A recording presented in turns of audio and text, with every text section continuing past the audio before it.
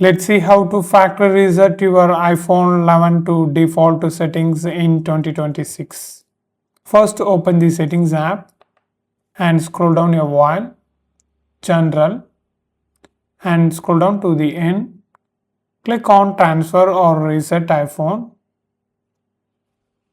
and click on erase all content and settings.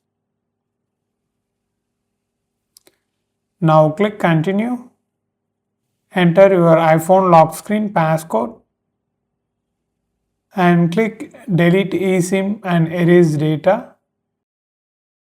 Okay, for me it's directly come to the factory reset setting. If you ask your Apple ID password, you need to enter the Apple ID password and you need to click the turn off option on the right top. Then it will be starts erasing your content.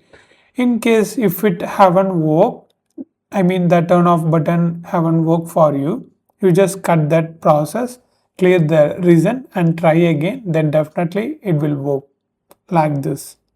So first I tried to erase the data, it won't work. I mean the turn off option won't work, it's just stuck on the turn off page.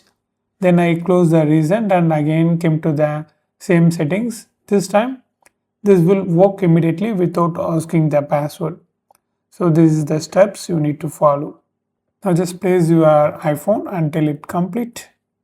Okay, now it's came to the allow screen.